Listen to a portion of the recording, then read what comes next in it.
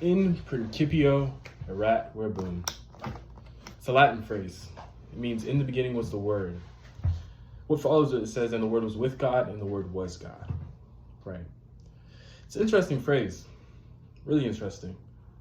But especially because our topic today, what I'm talking about here is God created the heavens and the earth. Right. And so this topic tends to be controversial for a number of reasons about what is God, who is God, does God exist? But that's not necessarily what we're focused on today. The focus for today is just the fact that God created the heavens and the earth, right? And this isn't just me saying this, right? We have a few sources to actually back this up, right? And so I really feel like that nature is too complex to lack a creator, right?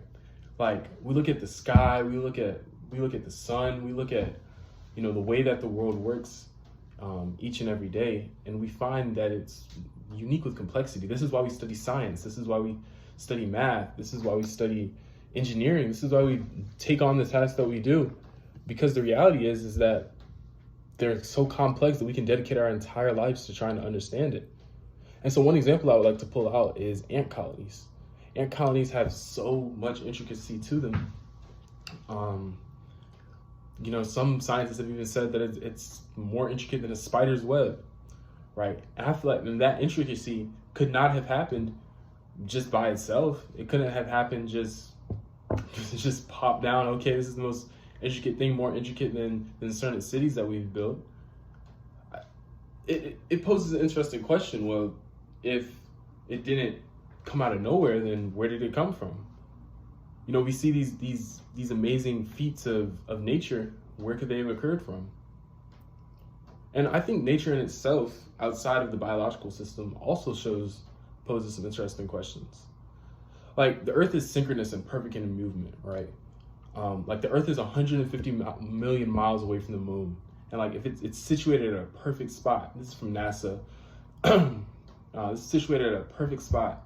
So where, like, if it moved, that would be incredibly problematic for all of creation, right? And that in itself, like, if you move the Earth, we're gone. It's too rare. It's too rare just to have something else there. Like, it's too rare not to have some type of other creator.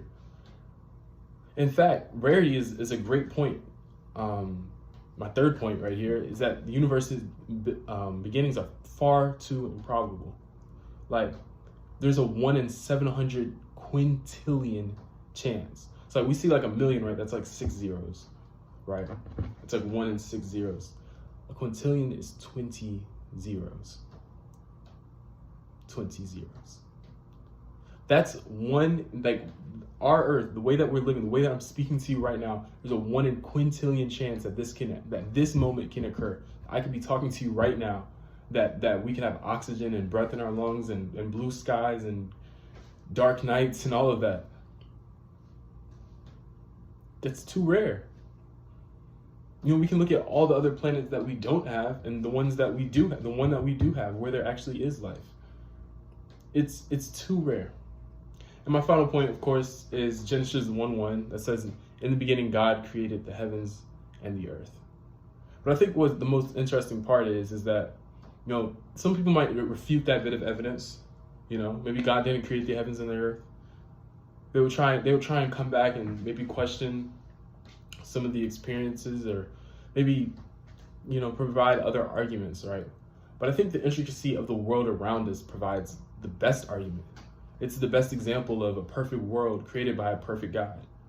And so even though it's not necessarily related to this question, I think it still begs the question, if we see that God has created the earth, what type of implications does that have for our life?